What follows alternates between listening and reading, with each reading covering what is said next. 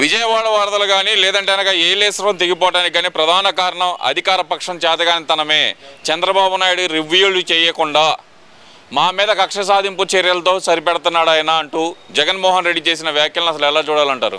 ఇవాళ ఇదే మాట విజయవాడ వాసుల ముందుకు వెళ్ళి ఎవరైనా మాట్లాడితే చెప్పుచ్చుకొని కొడతారని చెప్పేసి ఖచ్చితంగా చెప్పవచ్చు. ఇవాళ ఏదైతే విపత్తులు, ఏదైనా తుఫాన్లు కావచ్చు, వరదలు కావచ్చు, ఇలా వచ్చినప్పుడు ధీటుగా ఎదుర్కొన్నటువంటి పరిస్థితి కావచ్చు, సమర్థత కావచ్చు, గతం నుంచి చూసినా సరే చరిత్ర చెప్తున్నటువంటి మాట, దానికి ఏకైక నష్ట నివారణ చర్య తీసుకునే నాయకుడు చంద్రబాబు నాయుడు అని చెప్పేసి రాష్ట్రమే కాదు దేశం కూడా మరి సలాం చేస్తున్నటువంటి పరిస్థితి. ఇవాళ తను ప్రెస్టేషన్లో మరి బెంగళూరు ప్యాలెస్లో మరి టైంపాస్ అవ్వకో ఏమో అప్పుడప్పుడు ఇక్కడికి వచ్చి ఈ డ్రామాలు చేసేసి కనీసం ఈ వరదల్లో బురద సహాయం కూడా చేయనటువంటి దయనీయ ఒక పార్టీకి సంబంధించినటువంటి నాయకుడు జగన్మోహన్ రెడ్డి అని చెప్పేసి ఖచ్చితంగా చెప్పవచ్చు. ఇవాళ ఏదైతే గతంలో ఎప్పుడో హుదూదప్పుడు ₹1 ప్రకటించినటువంటి జగన్మోహన్ రెడ్డి ఈరోజు కూడా ఆ యొక్క మరి ఆర్థిక సహాయం ఊసే లేదు. మొన్న మరి ₹1 ప్రకటించాడని చెప్పేసి చూసాం పత్రికల్లో, టీవీల్లో. మరి ఇది కూడా ఏముండిద్దో చూద్దాం. ఇవాళ ప్రజలకి మంచి చేయకపోయినా చెడు చేయకూడదు. అందులో ముఖ్యంగా రాజకీయంలో ఒక ప్రత్యేక స్థానంలో ఉన్నటువంటి హుందా కలిగినటువంటి నాయకులు, ఒక మాజీ ముఖ్యమంత్రిగా ఉన్నటువంటి జగన్మోహన్ రెడ్డి గారు మరి వాళ్ళ యొక్క బ్యాచ్ చేసినటువంటి ఉదంతం ఇవాళ సాక్షాత్తు విజయవాడలో దాదాపు 1,00,000 మంది మరి పొట్టన పెట్టుకునే ఒక కుట్ర జరిగిందని మరి తెలియవస్తూ ఉంది. ఖచ్చితంగా దానిపై కేంద్ర బృందాలు కావచ్చు, రాష్ట్ర ప్రభుత్వం కావచ్చు విచారణ జరపాలి. ఇవాళ ఏదైతే ఓట్లు వేయలేదనే అక్కసుతో మరి ఈ విధమైనటువంటి చర్యలు చేశారా, ఆ ఏదైతే 4-5 బోట్లు ఉండయో మరి నందిగం సురేష్ మరి వాళ్ళ అనుచరులకు చెందినటువంటి బోట్లు మరి అక్కడ వరదల్లో లాకుల కాడుకు వచ్చి చిక్కుకోవడం, ఇవన్నీ చూస్తే ఇవాళ జగన్మోహన్ రెడ్డి యొక్క నైజం ఓటమిని అంగీకరించడు. ఒక కక్ష, ప్రజలపై కూడా ఒక కక్ష, ఎందుకంటే ఓట్లు వేయలేదనే ఒక అక్కసు, ఏదైనా సరే రాష్ట్రం సర్వనాశనం అయిపోవాలి అనే ఒక దురుద్దేశ భావన కలిగినటువంటి నాయకుడు జగన్మోహన్ రెడ్డి, వైసీపీ నాయకుడు. ఖచ్చితంగా ఇవాళ రాష్ట్ర ప్రజలు డిజిటల్ యుగంలో ఎంతో ముందుకు వెళ్తున్నటువంటి పరిస్థితి మనం కూడా స్పష్టంగా చూస్తూ ఉన్నాం. గతంలో లాగా ఇవాళ రాజకీయాలు చేయాలి అనుకుంటే అది సాధ్యం కాదు అని చెప్పేసి రాష్ట్ర ప్రజలు కూడా మొన్న ఏదైతే 11 స్థానాలకే పరిమితం చేసి జగన్మోహన్ రెడ్డి అని ఒక ముద్ర వేశారో మరి దాన్నైనా గమనించి ఇవాళ జగన్మోహన్ రెడ్డి గారు కావచ్చు, వాళ్ళ యొక్క బృందం కావచ్చు, ఏదైతే 11 బృందం వాళ్ళు ప్రజల్ని గౌరవించాలి, ప్రజా తీర్పుని గౌరవించాలి. ముఖ్యంగా ప్రజాస్వామ్య దేశంలో ప్రజల్ని గౌరవించని, ప్రజా తీర్పుని గౌరవించినటువంటి నాయకులు ఒక గోడలు రాళ్లతో సమానం అని చెప్పేసి ఖచ్చితంగా భావించవచ్చు. బెంగళూరు నుంచి జైలుకి, జైలు నుంచి తాడేపల్లికి, మళ్ళీ తాడేపల్లి నుంచి బెంగళూరుకి ఈ పర్యటనలు చేస్తున్న జగన్మోహన్ రెడ్డి అటు వరద బాధితులకు సహాయం చేయడం కానీ లేదంటే సొంత పెదనాన్న కొడుకు ఏదైతే అవినాష్ రెడ్డి జైల్లోకి వెళ్తాడు అని ఏదైతే వార్తలు వచ్చినప్పుడు ఎవరైతే వైఎస్ అభిషేక్ రెడ్డి ఇప్పుడు ప్రజెంట్ సొంత పెదనాన్న కొడుకైన వైఎస్ అభిషేక్ రెడ్డి కోమాలో చావు బతుకుల మధ్య హైదరాబాద్ సిటీ న్యూరో హాస్పిటల్లో ఉన్నా సరే అక్కడికి కనీసం పరామర్శించడానికి ఎందుకు వెళ్ళలేకపోతున్నారంటారు? ఇక్కడ వరద బాధితులను పరామర్శించడానికి కూడా చుట్టూరుతో 100,000 మంది సైన్యాన్ని పెట్టుకుని ఎందుకు వెళ్తున్నాడు అనుకోవాలంటారు? ఇవాళ కేవలం జగన్మోహన్ రెడ్డి అనేది ఒక అధికార దాహం తీరని మనిషి. ఆయన అధికారం కోసం సొంత బాబాయిని పొట్టన పెట్టుకున్నటువంటి పరిస్థితి యావత్తు దేశ ప్రజలకు కూడా తెలిసినటువంటి పరిస్థితి. సొంత చెల్లెల్ని సైతం తరిమేసినటువంటి పరిస్థితి. ఇవాళ కేవలం అధికారం ఆయన యొక్క ధోరణి అధికారం కోసం ఎంతటి నేరాలు ఘోరాలకైనా పాల్పడే ఒక నైజం జగన్మోహన్ రెడ్డిది.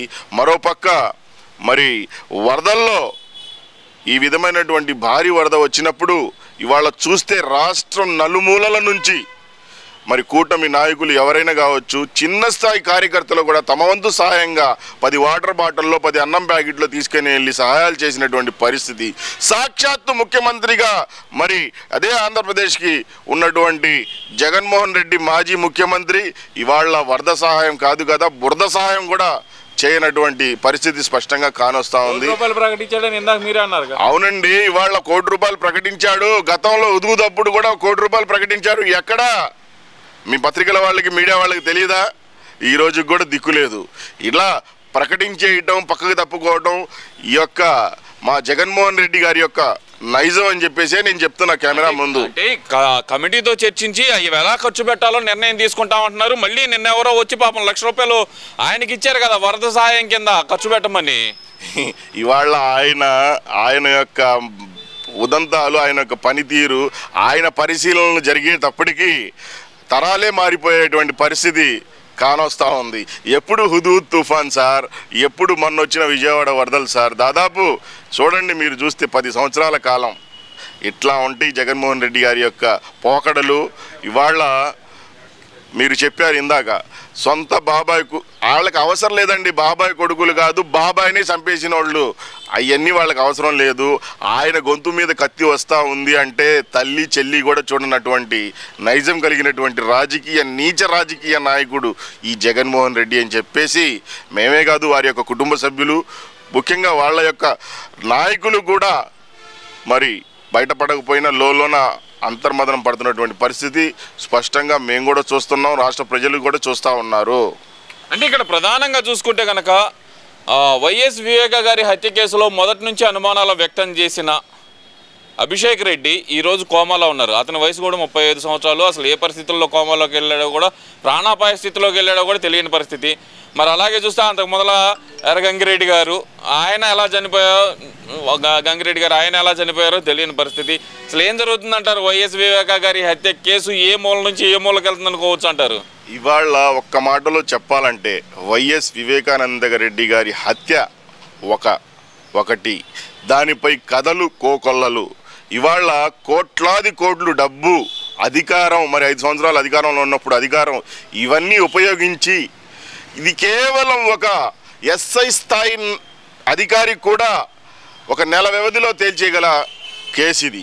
కానీ ఇవాళ జగన్మోహన్ రెడ్డి గారి యొక్క నల్లధనం, ఆయన యొక్క గతంలో అధికారం, వీటి వల్ల ఒక రబ్బరు సాగతీతలాగా మరి ఇన్నాళ్ళు సాగినటువంటి పరిస్థితి. ఇదే ఖచ్చితంగా మర్డర్ ఒకటి, స్టోరీలు 100 అన్నట్టుగా మరి చూస్తూ ఉన్నాం. ఇది ఖచ్చితంగా ఎవడైతే టీవీ ముందుకు వచ్చి అంతటి గొడ్డలి పోట్లను చూసి కూడా ఇది గుండెపోటు అన్నాడో వాడిని తీసుకొచ్చి బట్టలోడ తీసి కొడితే మొత్తం నిజాలు బయటికి రావా అని చెప్పేసి నేను ఈ సందర్భంగా చెప్పదలుచుకున్నాను. అలాగే చివరిగా ఒక ప్రశ్న, విజయవాడని సగం కాపాడింది నేనే, అదే నేను రిటైనింగ్ వాళ్ళు కనుక కట్టకపోతే ఎవరు బతికుండే వాళ్ళు కాదు అంటున్నారు కదా. రిటైనింగ్ వాళ్ళు ఎప్పుడండి? వాళ్ళ మంత్రులు సెల్ఫీలు దిగినటువంటి ఫోటోలు వాళ్ళకి తెలియవా? అరే 18లోనే మరి దాదాపు 70-80% పూర్తయినటువంటి రిటైనింగ్ వాళ్ళని తీసుకొచ్చి మరి ఆ 10-15% పూర్తి చేసి మరి ఇవాళ ఏదో ప్రగల్భాలు పలుకుతున్నటువంటి జగన్మోహన్ రెడ్డి గారు మరి ఆ విధమైనటువంటి మాటలు చెప్పడం ఇవాళ ఆయన యొక్క మానసిక స్థితి బాగా లేదని చెప్పడానికి ఇది కూడా ఒక ఉదాహరణగా చూపవచ్చు అని చెప్పేసి చెప్పుకోవచ్చు. రిటైనింగ్ వాల్ అని అంటున్నారు. ఇవాళ ఆ రిటైనింగ్ వాల్ యొక్క శంకుస్థాపనలు ఎప్పుడు జరిగినాయి? వాళ్ళ యొక్క మంత్రులు ఏదైతే గతంలో ఉన్నటువంటి కొడాలి నాని కావచ్చు, వాడు ఒకడు ఉన్నాడు అనిల్ కుమార్ యాదవ్, వీళ్ళు వెళ్ళి అక్కడ 18లో ఫోటోలు దిగి వాళ్ళ ఫేస్బుక్ పోస్టుల్లో పోస్ట్ చేసినటువంటి ఫోటోలు చూడలేదా, తెలీదా జగన్మోహన్ రెడ్డి గారు? ఇవాళ జనాలు డిజిటల్ యుగంలో ఉన్నారనేది మీకు చెప్తానే ఉన్నాం. ఖచ్చితంగా ఇవాళ ఏదైనా సరే ప్రజలకు స్పష్టంగా తెలుసు.